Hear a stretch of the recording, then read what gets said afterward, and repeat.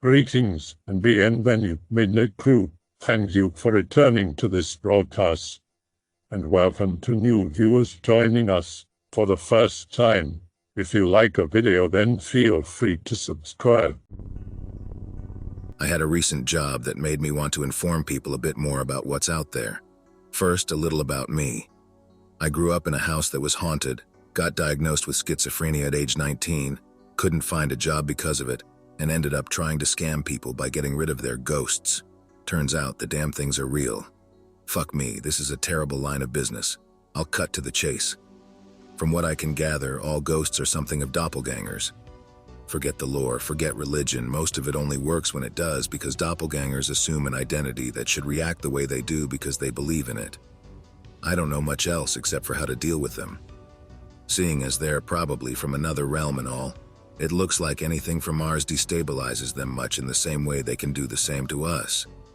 I've been told it has something to do with waves or vibration or something, but basically any dense matter of a single element works. The more dense and plentiful, the better. I guess from a mathematical standpoint, even if you combine two elements at the same density, they're still both less dense individually, which seems to be why objects of purity, not subjective, objective.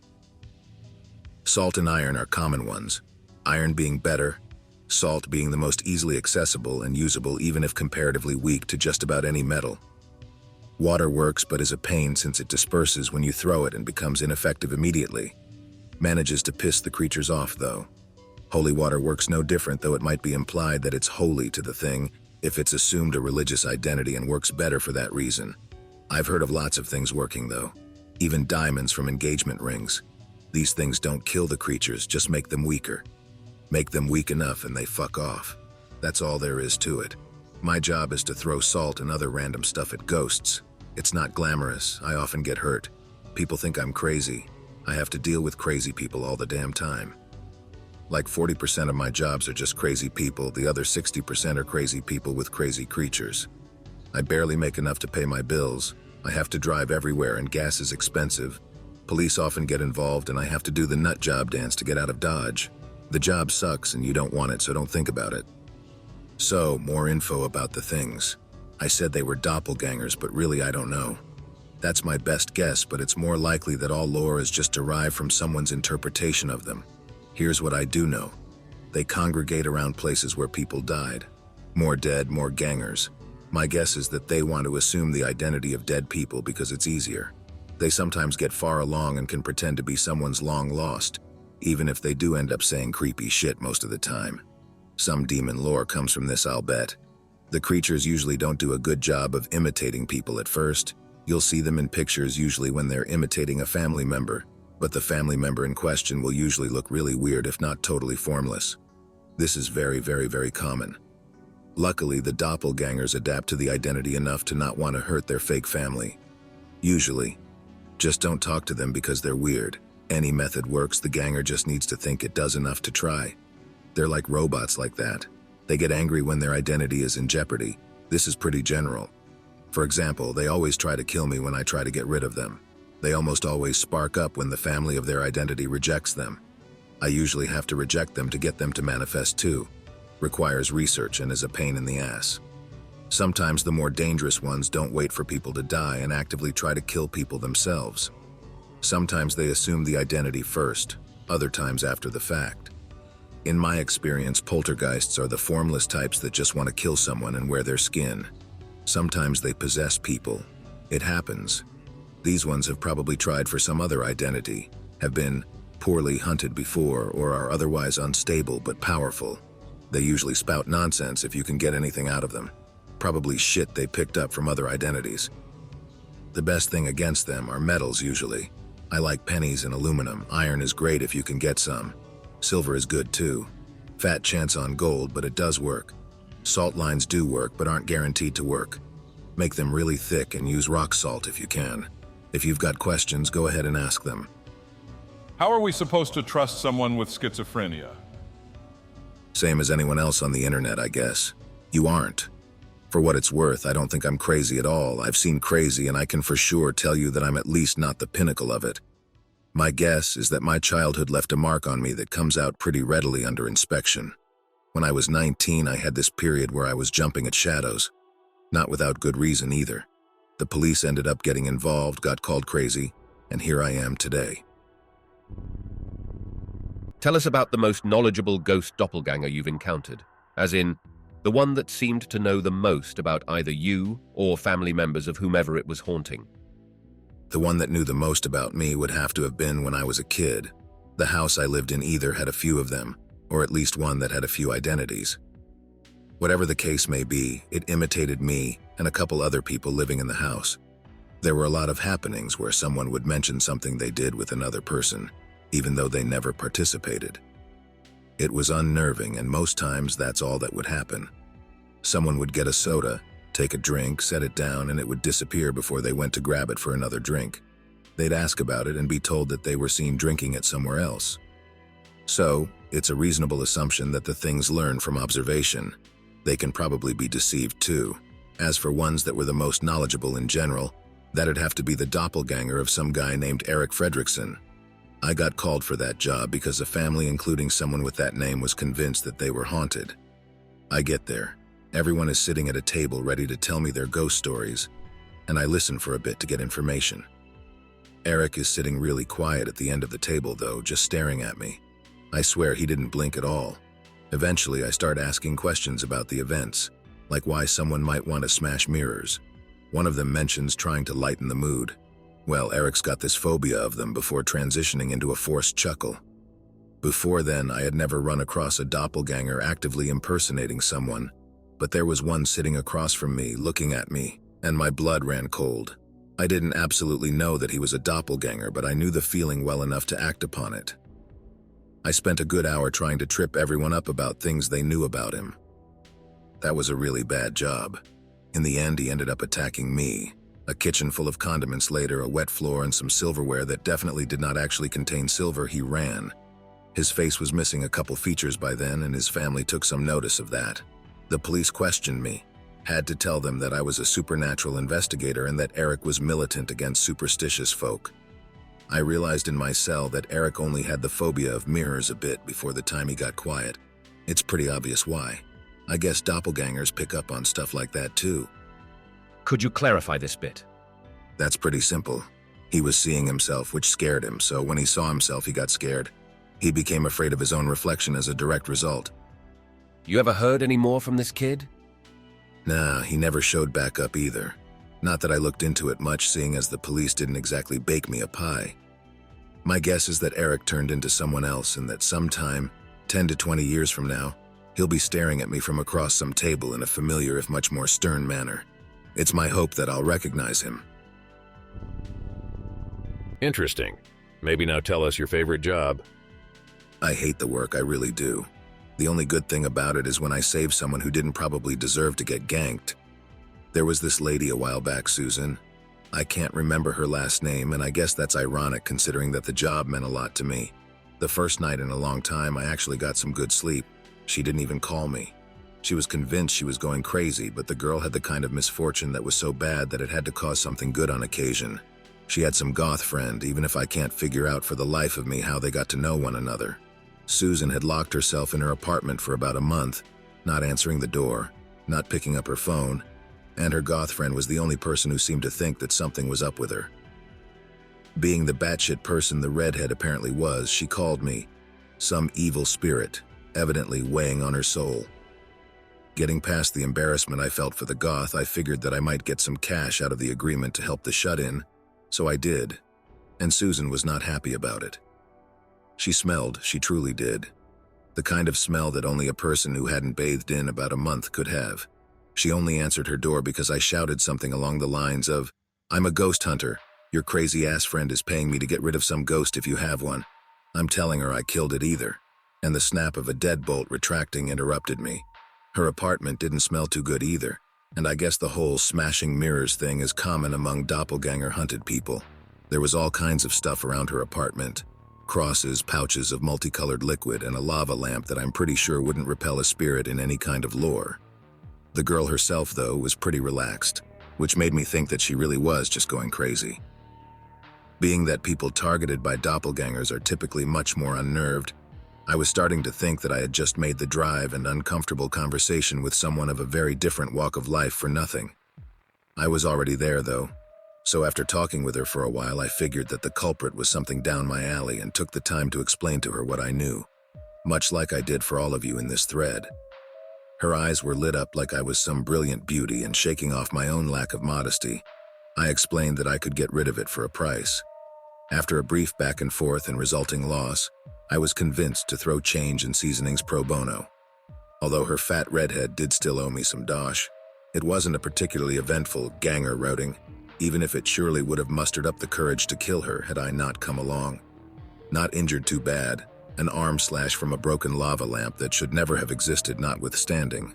I was staying in some dingy, way too expensive motel ready to break even the next day when I convinced myself that the surely trustworthy goth would make good on our agreement. She didn't, of course, but just before my ride out on a quarter tank of gas, I got a call from a girl who was down one ugly lamp and, for once in her life, up in fortune. I wished I could sympathize, but once she asked me out on a date, I can't deny that I had a bit more spring in my step. She smelled good after she bathed too. That was probably the third real date I've ever had in my entire life, and let me believe that sometimes good people do benefit from the things I do, even if I don't. So how exactly do you fight them? Like I said, I throw things at them. In general, the idea is to just make some dense element come into contact with them. I've employed other tactics, an EMF detector being a surprisingly legit thing. I've gotten creative on occasion and usually bring something with me on a job, though not many inventions have proved to be worth the effort of fabrication. I've actually lost money on jobs before because I've destroyed property, so I try to stick to using things that are dense but not too easy to break a vase. Again, salt is common. A nice bag of salt goes a long way. A bag of pennies further. A bag of iron balls. A $500 charge to my bank account. And if someone wanted to hunt, what should he start with? My best advice, don't. Really. If you have the luxury of stopping, then you probably won't ever even get a legit job. As for finding work, your ad goes anywhere any other job does. Then again after they remove it. Again after you have a different IP and whatever else is necessary. Getting to know a network of scammers is probably the best way though, even if it happened to me unintentionally. Those types will sometimes come across people they think might actually have an actual problem. And if they think you could help, they'll pass the job on to you. Sometimes the jobs come in from knowing recent events like deaths and being in the right place at the right time. If there were a guaranteed way to get a job, I'd probably not be worried about paying this month's rent. If you're talking about what you should use as a weapon, go with pennies and rock salt. Take a few rolls of pennies on a job and a bag of rock salt at the very least. Pennies are mostly either copper or zinc, but for these purposes it doesn't matter which. I'd carry around some iron balls just in case, but it's a good idea to not actually use them. How hard you throw them doesn't seem to matter much, just so long as you touch them with it. What was the job that's making you want to tell us all this? Just a disclaimer. If ever in an actual encounter with one of these things, you will never have enough of whatever you're using. At least I never do. Improvise. It wasn't particularly interesting. Pretty run-of-the-mill, really. I was doing my thing, though, and my client, in her infinite wisdom, splashed holy water at the manifestation. It threw her across the room. She banged her head against a table, died. I didn't get paid, had to hide from the police, and now have a scar across my right leg from being ripped into a doorway. The door slamming on the only part that wasn't wise enough to dodge the apparently inevitable. These types of things happen on occasion and they do make the job much worse, but the client has never actually died before. Not like that anyway. Her husband was an atheist apparently, and I suppose looked to always resent her for her religious views and superstitious attitude. If she knew better, then she wouldn't have died. I don't even care about the money for that job. I wish I hadn't even taken it. Understand, thanks for the advice. So do these people usually live somewhere people are around, or might they also appear in abandoned buildings? They seem to be rather human-dependent as how you describe them. They do depend on people, but past and present. Abandoned buildings where people died are often hotbeds for them because they aren't disturbed. If people didn't die there, then they usually don't stick around. Usually, though, the ones in abandoned places are mostly formless. They'll distort pictures and video, but only will a form appear if it was around before the people there died, or very recently thereafter. I say, leave them alone. Tearing the places they hole up at seems to drive them out well enough most of the time. A couple times I've been paid to go urban exploring with some superstitious types. Paranormal investigators or whatever, but only on their days off from their jobs at Taco Bell. They'll pick things up, go crazy, publish blurry photos and shaky videos on their blogs, and exaggerate or outright lie about the entire experience.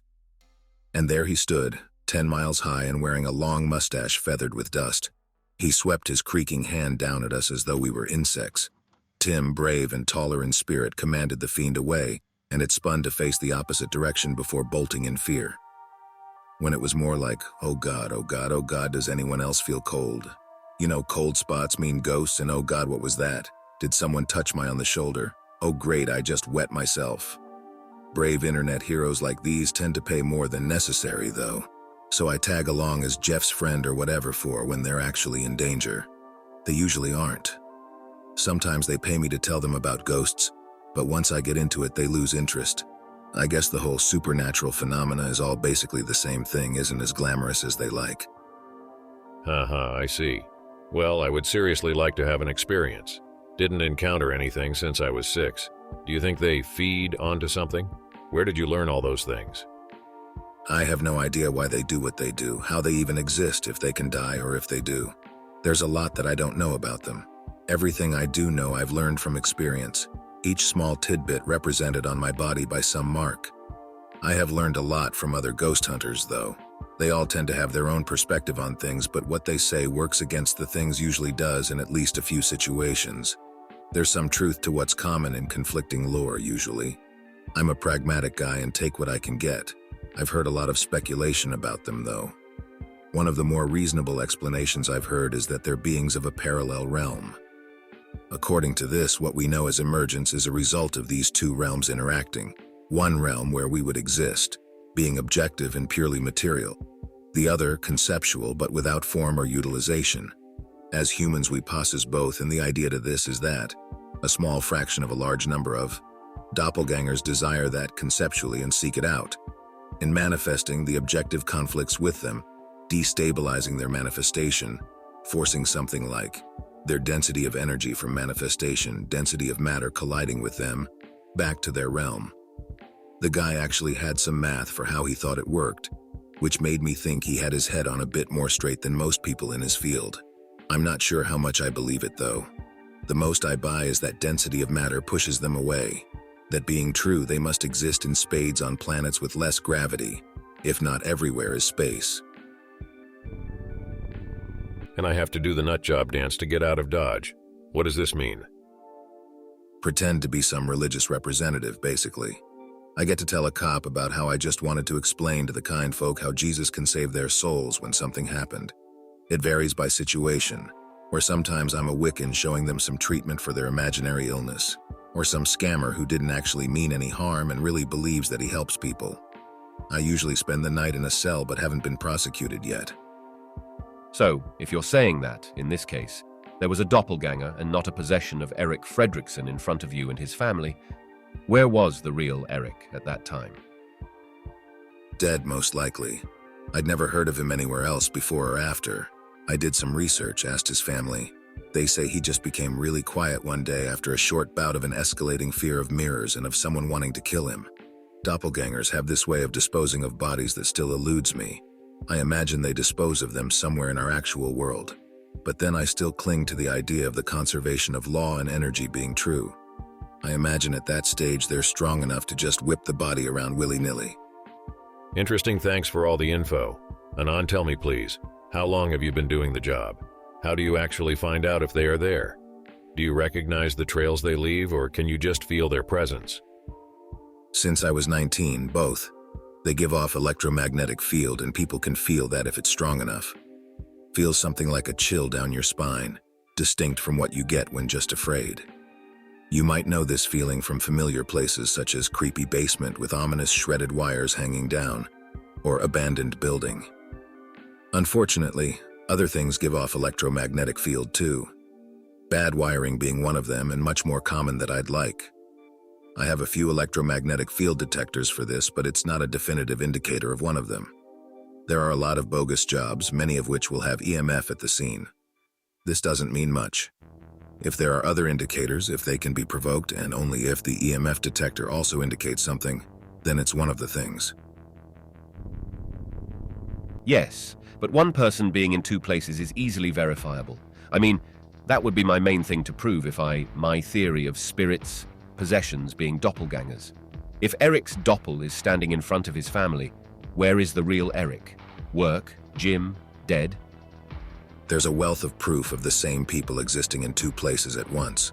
These are explained by errors of some kind or lookalikes. It seems like they usually are. There are more than a few jobs I've been in where doppelgangers have actually assumed someone's identity. Eric's case was the first. One time, this guy's doppelganger rang the doorbell while I was talking to him. The guy, Bryce, was a delivery man. Rang doorbells all the time.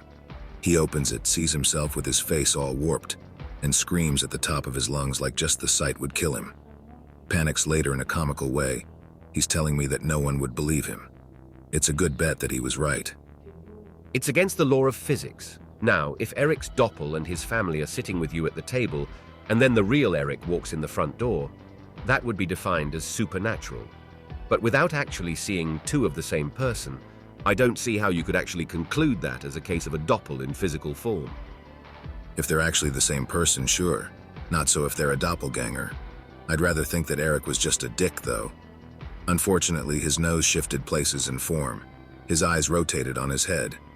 This does not happen on humans. Plus, he ran from his family and never returned, which wouldn't make sense for him to do if he was human. It seems more plausible to me that you've seen all the Skinwalker threads on X and how that idea strikes a legit fear in people.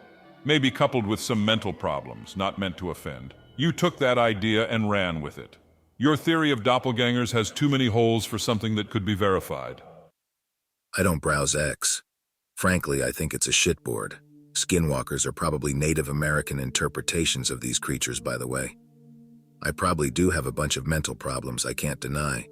These are probably because of the work, rather than the reverse. They could be the same thing, nobody knows. But just be careful with that theory of seeing an actual person in front of you and believing it's a doppel and not the actual person. I can see a news headline saying something like, "Area man claiming to be ghost hunter kills woman in her apartment. Claims she was an evil spirit, diagnosed mentally unstable years prior." Or some shit. For real though, if you don't like it, I hope you can find something else eventually. So how long is since I was 19 in years, Anon, and please tell about your first real job. I do too. Didn't anyone ever tell you not to ask a lady her age? I am a man though. Really, the less people know about me, potentially dangerous crazy person who possible caused the deaths of at least one person, the better. My first real job was that year when I was 19. I had spent a long time looking, and after a long bout of nothing, I happened upon a job that I also thought was nothing. I didn't know nearly as much back then as I do now. I had done a lot of research into the supernatural and picked out strategies to try. I had all kinds of ridiculous things on me then. I even had holy water, stupid as that sounds to me now. I didn't really think that any of it would work, but then I also didn't really think that these things existed. Those strategies were all for show, entertainment for people who saw amazement in something beyond our daily humdrum. In this case, though, my ridiculous spreading of fluids and other substances enraged something that must not have liked my treatment of the place it thought was its home. The mother and son, sitting on their couch, witnessed a sudden face in the glass of their couch glass thingy. I don't know what they're called, all right? I'm poor. My furniture is as follows: chair. Very soon thereafter, the glass caved in, the apparently disfigured face following. I stood there, water slowly spilling out of my third vial, as the glass very slowly and shakily tried to be pieced back together by something hardly distinguishable.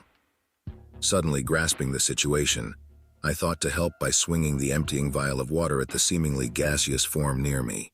As though reacting with the gas, I was thrust backward by some force to my chest, and I landed only to watch empty-headed and shocked as the glass still didn't manage to fit together properly. Next, I thought salt would work, and it did, partially. The mother was very forgiving about the trashing of her kitchen. Apparently, she did have some salt beyond what was in the obvious shaker, and I could have spared the pepper that I found in desperation in very close proximity. I must have thrown that entire kitchen at the thing, a cast iron pan being the thing that sealed the deal. I now know why. I did get paid for that one.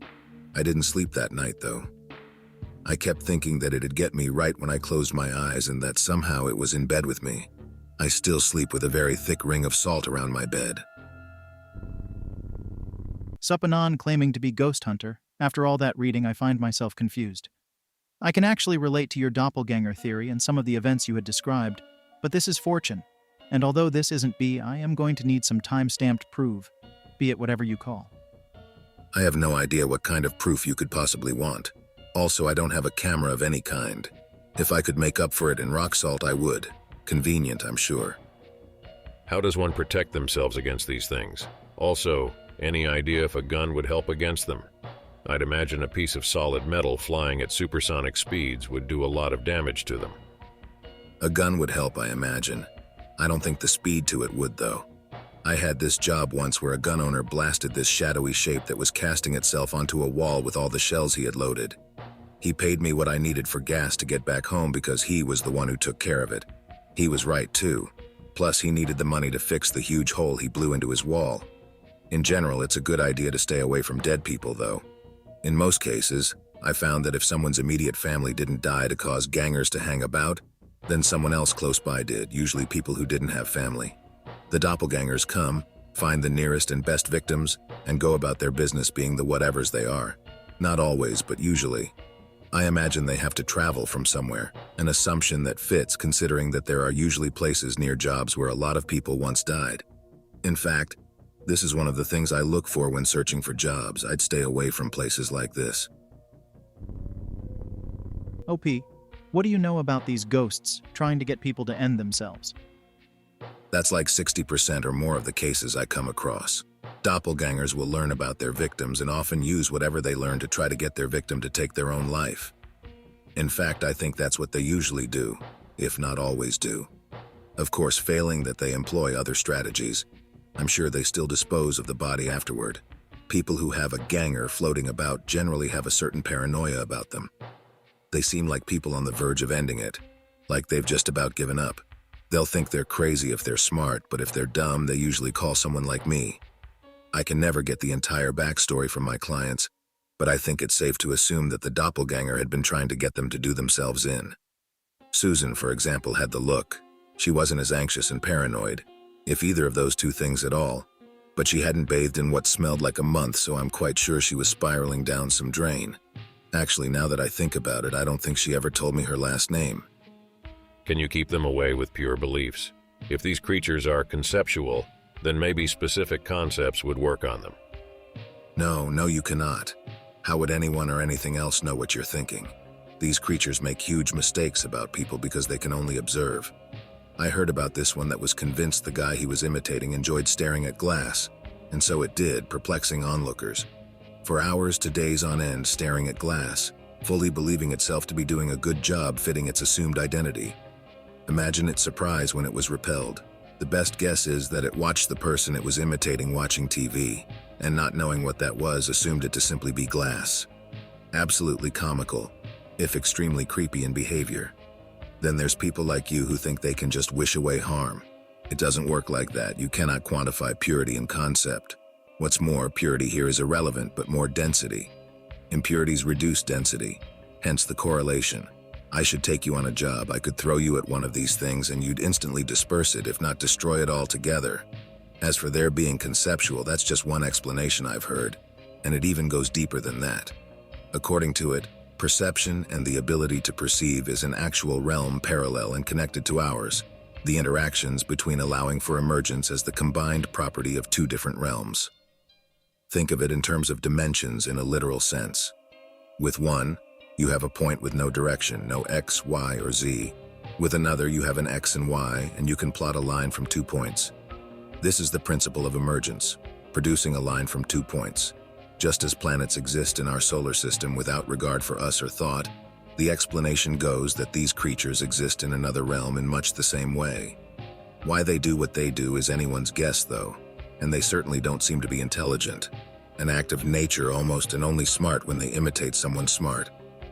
I actually had an encounter with a ghost or whatever. Most of my time is spent sitting at the computer due to my job and because I'm a shut-in. And one day when I came home from work, I saw another me sitting at my desk, staring intently at the monitor even though the computer shut off. Ended up whipping out my Saiga. I thought it was a burglar, and it dispersed after I pegged it in the dome. No idea where the pellets went since my monitor or the wall behind it weren't damaged. That happens. I imagine that those pellets are still hiding somewhere, though. I often lose things on jobs, hence why I try to not use pennies. Enough looking around usually results in the recovery of some things. I'm sure you've heard stories of things going missing due to ghosts only to be found later, usually in odd places. I can't vouch for all of those stories, but it's true that the things move objects. My guess is that when they disperse, they actually relocate, taking whatever was on them with. I can't think of a reason why they'd need pellets, so if they didn't leave them at your place, they're still probably close by. Keep in mind, stubborn ones need to be dispersed many times before they leave. If that was your first indication of one being around, though, it's likely that it wasn't particularly strong. I hope that you enjoyed tonight's broadcast. If you enjoyed tonight's story, then please subscribe to the channel as more green texts will appear daily. A new broadcast will appear when the clock strikes midnight Central Time.